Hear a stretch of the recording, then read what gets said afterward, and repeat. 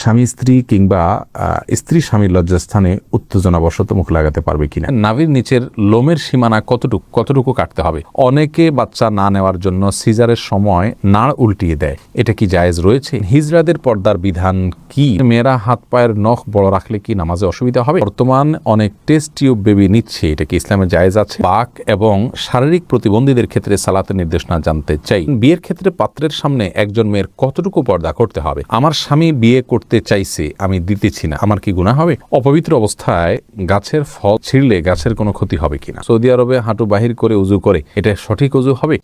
নাফিজা নুজহা জানতেছেন রাতে নখ কাটা যাবে কিনা? যাবে। গোসলের পর নখ কাটলে কি অপবিত্র হয়ে যাবে? না, হবে না। ফাইসাল, আপনি প্রশ্ন করেছেন অপবিত্র অবস্থায় গাছের ফল ছিঁড়লে গাছের কোনো ক্ষতি হবে কিনা। এর উত্তর হলো অপবিত্র অবস্থায় গাছের কোনো ফল ছিঁড়লে গাছের কোনো ক্ষতি হবে না, এমনকি যিনি ছিঁড়বেন তারও কোনো ক্ষতি হবে না।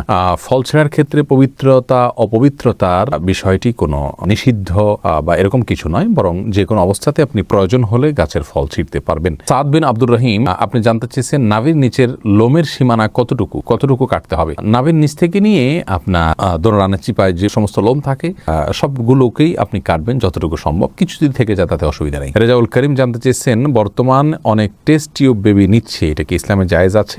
টেস্ট টিউব বেবি, এটাতে ইসলামের মৌলিক নির্দেশনা হলো যদি স্বামী স্ত্রীর বীর্য এবং শুক্রাণু থাকে এবং আরো কিছু শর্ত আছে, সেক্ষেত্রে মৌলিকভাবে এটি জায়েজ রয়েছে যদি নিরুপায় ব্যক্তি হয় তার জন্য। জাকির কাজী জানতে চেয়েছেন কোন কারণে কবর পরিবর্তন করার বিধান কি? কবর পরিবর্তন করা যেতে পারে বিশেষ কোনো কারণে, আপনার কবরের উপরে হয়তো কোনো গৃহ বা মসজিদ সম্প্রসারণ করতে হচ্ছে, তাহলে সেক্ষেত্রে কবরে যিনি শায়িত আছেন তার ধ্বংসাবশেষকে কোনো একটা ব্যাগে বা কিছুতে নিয়ে অন্য সাধারণ কবরস্থানে একটা কবর দাফন করে দেওয়া, এটা বিধিবদ্ধ, এটা নাজায়েজ বা গুনাহের কোনো কাজ নয়। তবে সেটা একান্ত প্রয়োজন হলে তখন যে কোনো হেনতন অজুহাতে এরকম করা যাবে না, এটা কবরের বাসীর প্রতি অসম্মান প্রদর্শন হবে সেক্ষেত্রে। তানজিন মিষ্টি জানতে চেয়েছেন মেয়েরা হাত পায়ের নখ বড় রাখলে কি নামাজে অসুবিধা হবে? নামাজ হয়ে যাবে যদি আপনি নখের ভেতরে চিপায় পানি পৌঁছাতে পারেন, তাহলে সেক্ষেত্রে নামাজ হয়ে যাবে, নামাজের কোনো সমস্যা নেই। তবে যদি ব্যাপারটি এরকম হয় যে নিচে পানি পৌঁছাচ্ছে না, অতিরিক্ত হওয়ার কারণে ময়লা জমে যাচ্ছে, তাহলে সেটা একে তো অনুচিত, দ্বিতীয়ত হলো যদি পানি না পৌঁছে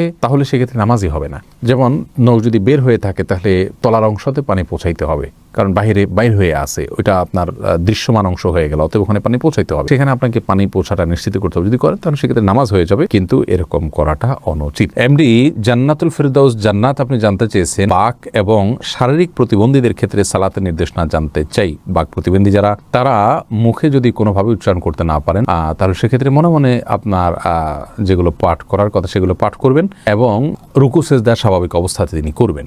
আর শারীরিক প্রতিবন্ধী যারা, তারা যেভাবে পারেন সেভাবে সালাত আদায় করবেন। আল্লাহ রাব্বুল আলামিন বলেছেন ফাত্তাকুল্লাহ মাসতাতা'তুম, তোমরা আল্লাহকে যতটুকু সাধ্যে কুলায় ততটুকু ভয় করো। অতএব প্রত্যেকে যার সাধ্য অনুযায়ী তার আমলগুলো সম্পাদন করতে হবে। আবু হানিফা আরিফ জানতে চেয়েছেন হিজড়াদের পর্দার বিধান কি? ভাই আবু হানিফা, হিজড়া যারা, তাদের জন্য পর্দার বিধান হলো তারা সাধারণ অবস্থাতে যদি পুরুষের সাথে তাদের সাদৃশ্যটা বেশি হয় তাহলে সেক্ষেত্রে তারা পুরুষদের সাথে দেখা করবেন, মেয়েদের সাথে পর্দা করবেন। আর যদি তাদের শারীরিক গঠন মেয়েদের আলামত, মেয়েদের শরীরের গঠনটা তাদের মধ্যে বেশি থাকে, পুরুষের গঠনটা কম থাকে, তাহলে সেক্ষেত্রে মেয়েদের বিধান তাদের জন্য প্রযোজ্য হবে, তারা পুরুষদের সাথে পর্দা করবেন। এটা হলো একটি মত এবং সবচেয়ে প্রসিদ্ধ এবং গ্রহণযোগ্য মত। এছাড়া হিজড়াদেরকে নিয়ে আরো নানা রকমের মত রয়েছে ওলামায়ে কেরামের। নার্গিস আক্তার জানতে চেয়েছেন মেয়েদের নামাজ ভাঙতির সময়ে কি কি আমল করা যাবে? যখন নামাজ থাকবে না সে সময় তানি সব কাজ করতে পারবেন, শুধু নামাজ পড়বেন না, রোজা রাখবেন না, স্ত্রী সহবাস করবেন না, তওয়াফ করবেন না, এছাড়া সব কাজ করতে পারেন। কোরআনে কারীম স্পর্শ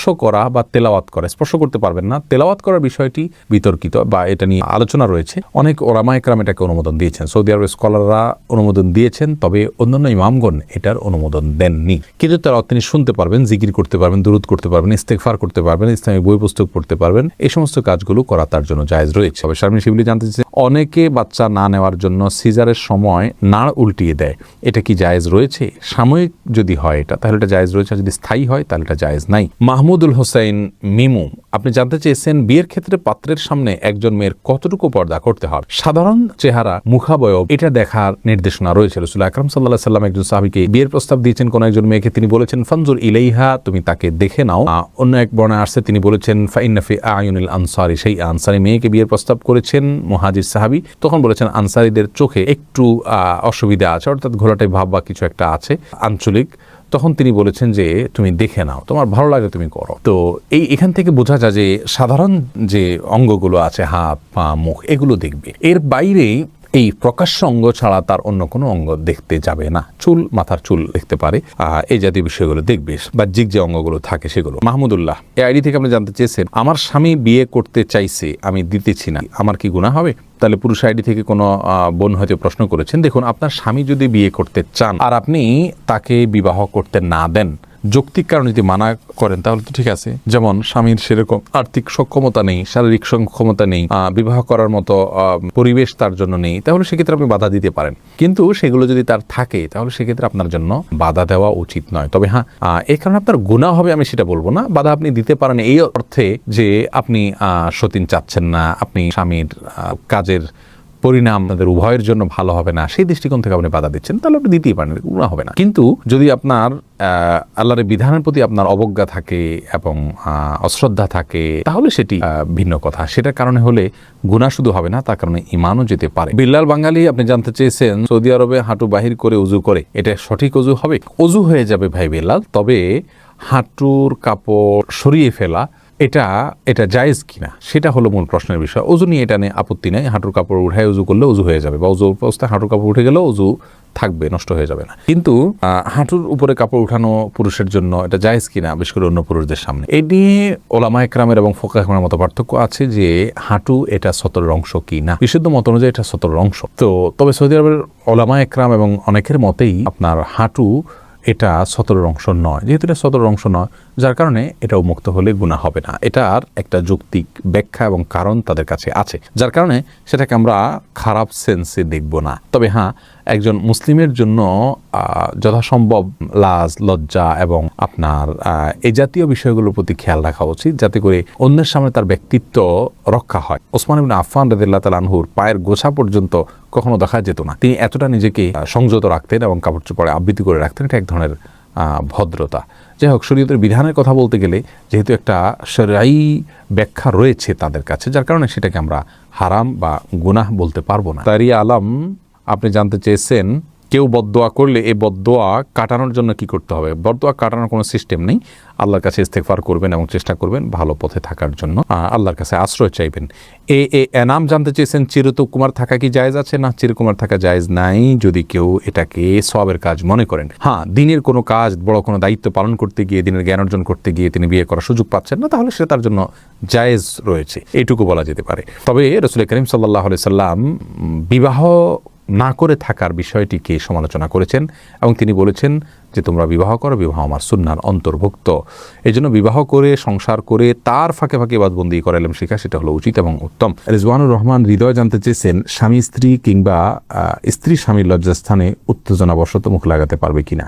এটা ঘৃণ্য কাজ ইসলামী শরীয়তে। এটি আর কিছু না হলেও মাকরু, কমপক্ষে হারাম সরাসরি না হলেও মাকরু, অপছন্দনীয় কাজ। এরপরে এমডি জাকির জানতে চেয়েছেন, দোকানে কি বিড়ি সিগারেট বিক্রি করা সম্পর্কে ইসলাম কি বলে? যদিও আমরা খাই না, আমরা বলেছি এই বিষয়ে একটা ভিডিও ক্লিপে। দোকানে বিড়ি সিগারেট রেখে বিক্রি করলে সেই উপার্জিত অর্থ আমাদের জন্য হালাল হবে না। যদি কেউ দোকানে বিড়ি সিগারেট না রেখে দোকানদারি করতে পারেন, সেটা হবে সবচেয়ে ভালো। আর যদি এটা না রেখে তিনি তার কোনো উপায় না থাকে, তাহলে সেক্ষেত্রে এইটার উপার্জনের টাকাটাকে তিনি আলাদা করে রাখবেন, সেটা তিনি ভক্ষণ করবেন না এবং সেটা তিনি দান করে দিবেন সওয়াবে নিয়ত করা ছাড়া। এটা হলো তার নিষ্কৃতির উপায়। আর সাধারণ অবস্থাতে বিড়ি সিগারেট বিক্রি করা জায়েজ নেই, কারণ এটা অন্যায় কাজে সহযোগিতা করার শামিল।